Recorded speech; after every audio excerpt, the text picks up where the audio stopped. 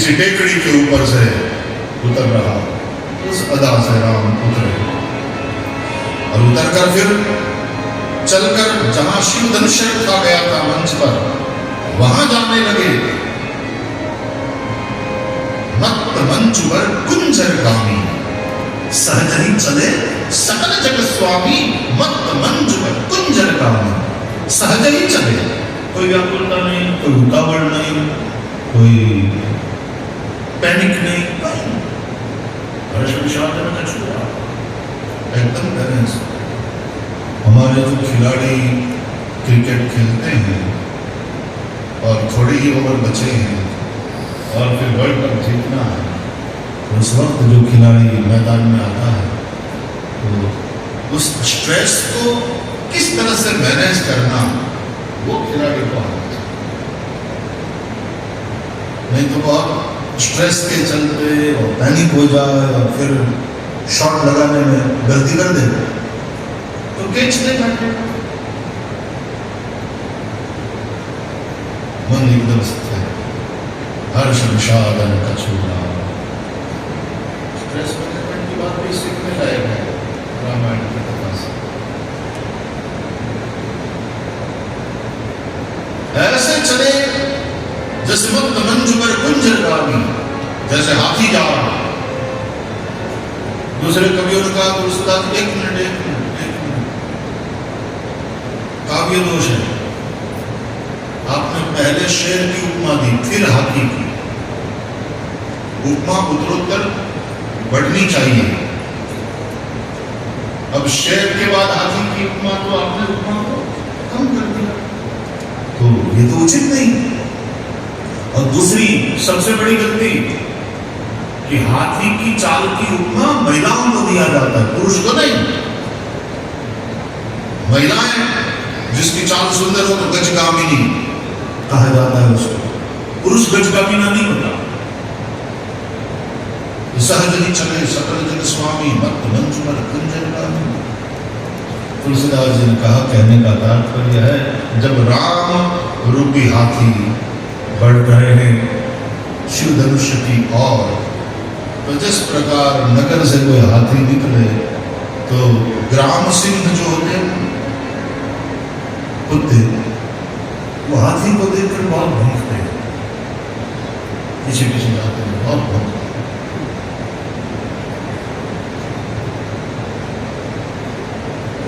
कुत्तों को तकलीफ क्या है हाथी से, ये समझ में नहीं आता। पहली बार आया है बेचारा नगर में, कुत्ते उससे पहले कभी मिले नहीं, कुत्तों का हाथी ने कुछ बिगाड़ा नहीं, और कुत्तों को इतनी तकलीफ क्यों होती कि हाथी को देखते ही भौंकना शुरू कर दो। बोले और कोई तकलीफ नहीं है, जब हाथी निकलता है ना शहर से तो लोग नमस्कार करते हैं कि गणेश जी है। हाथी को गणेश जी के भाव से हाथी का बड़ा सम्मान करते हैं। लोग फल देते हैं, फल तो खा जाए, नोट दे दो ऊपर महावत को थमा दे। गणेश रूप मानते हैं, हाथी की बड़ी इज्जत करते हैं। दूसरा अच्छो वाला वो वाली ईर्षा, वो वाली ईर्षा हमको तो हड़ी हड़ी करते हैं और इसको इतना सम्मान। तो अभिमानी सब राजा भौंकने लगे, हमसे नहीं टूटा, इस बच्चे से टूटेगा, ये क्या सब लगा रखा है। लेकिन राम रूपी हाथी के ऊपर कुत्तों के भौंकने का कोई असर, कोई प्रभाव नहीं हुआ। इसलिए सहज ही चले सकल जग स्वामी, मत मंजुवर कुंजर गामी। भगवान वहां पर पहुंचते हैं। उस वक्त जनक जी की पत्नी सुनैना जी के मन में एक मात्र सहज वात्सल्य चिंता हुई कि अरे बड़े बड़े राजा नहीं तोड़ पाए, नहीं उठा पाए, तो ये बच्चा, ये अवधेश का राजकुमार, अरे इसको कुछ हो गया तो हम अवधेश को क्या मुंह दिखाएंगे, क्या जवाब देंगे। अपनी एक दासी को बुलाया और कहा कि सखी सब कबूत को देख नहीं हारे, अरे कोई रोको इसको। तब वो मिथिला की महिला जो सखी है, दासी है, सुनीनाथ जी की सेवा में है, उसने जो सूत्र दिया है कि महारानी तेजवंत लघु दुनिया नारायण, तेजस्वी को छोटा नहीं समझना चाहिए। सीता जी मन ही मन प्रार्थना करने लगी, ये तो केवल गुरु को वंदन करके गुरु की आज्ञा, गुरु का आदेश हुआ तो चले हैं राम जी। बाकी सब अभिमानी राजा तो अपने अपने इष्ट की प्रार्थना करते थे, यहाँ राम ने नहीं, सीता जी ने प्रार्थना करी, गणनायक वरदायक देवा, आज लगी कि नित्य सेवा। सीता जी प्रार्थना करने लगी, राम जी वहां पहुंचे हैं, हजारों हजारों नेत्र राम जी के ऊपर। भगवान राम धनुष के पास जाकर के धनुष को देखते हैं, फिर सीता को देखते हैं, फिर धनुष को देखते हैं, फिर सीता को देखते हैं, फिर कहाँ इसकी कठोरता और कहाँ उसकी कोमलता। उस कोमलता को करने के लिए कठोरता को तोड़ना होगा। वास्तव में भक्ति रूपी सीता का वर्ण तब संभव है जब जीवन से कठोरता को तोड़ दिया जाए। कठोरता और भक्ति कोई संबंध नहीं। जहां करुणा है, कोमलता है, प्रेम है, दया है, कठोरता नहीं, अभिमान नहीं। जहां अभिमान हो वहां भक्ति का तो सिंहासन ही है दीनता। तो जहां अभिमान है और जहां भी अभिमान है वहां व्यवहार में कठोरता होगी। शिवधनुष गर्व कठोर, बड़ा भारी है और कठोर, गर्व कठोर विदित सबका। सीता जी कभी राम जी को देखें, हाथ में जयमाल के साथ खड़ी है, कभी राम जी को देखे, फिर कभी धरती को देखे, राम जी को देखे, धरती को देखे, मानो कह रही हो, कुछ आंखों आंखों में बात हो गई, मानो कह रही हो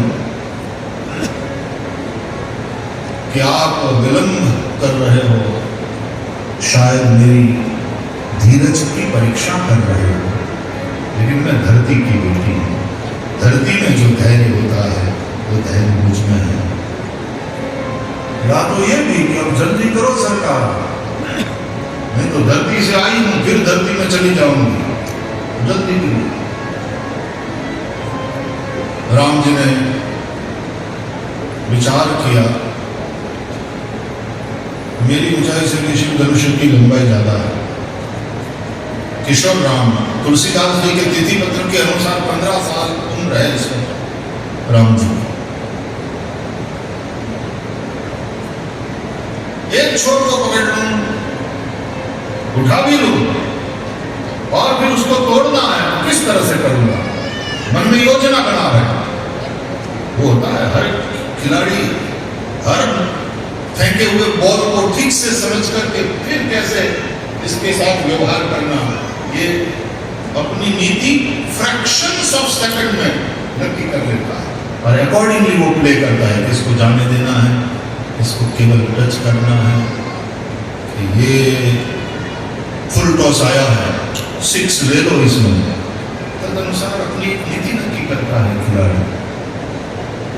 राम जी अभी तो सब तैयारी करके खड़े हैं, हजारों हजारों नेत्र श्री राम के ऊपर, सबकी सांसें ऊपर चढ़ी हुई। वर्ल्ड कप का last match, last over, last ball, 4 run चाहिए और उस वक्त बॉलर जो फिर दौड़ता है, क्या एक्साइटमेंट होता है पूरे स्टेडियम में। हजारों हजारों नेत्र भगवान राम के ऊपर। अचानक विश्वामित्र जी की बाईं ओर बैठे हुए लक्ष्मण जी उठ खड़े हो गए। विश्वामित्र जी ने तुझे क्या होगा? हो जाता है स्टेडियम में खड़े हो जाते। पता नहीं आज क्रिकेट के साथ कैसे कनेक्शन हो गया इससे। तुझे क्या हो रहा है? बोले इसलिए भगवान कि भगवान श्री राम शिव धनुष के लिए उठ खड़े हुए हैं प्रभु। जब वे धनुष को तोड़ेंगे इतनी भयंकर आवाज होगी कि पृथ्वी का तू बोला, कहीं दिशाओं के दिक्पालों के मुंह से इसके छोर छूट जाए और ब्रह्मांड में कहीं भी चला जाए, ऐसा न हो। अतः ये शेष है। उठ करके अपने पग के अंगूठे से धरती को ठीक से दबाया, स्थिर किया, दिशाओं के दिक्पालों को सावधान किया। और भगवान श्री राम ने क्या कब झुके, कब उठाया और कब दौड़ा, कोई देख नहीं पाया, कोई समझ नहीं पाया। ही छन राज्य राम धन तो राम भरे भुवन धनि घोर कठोरा,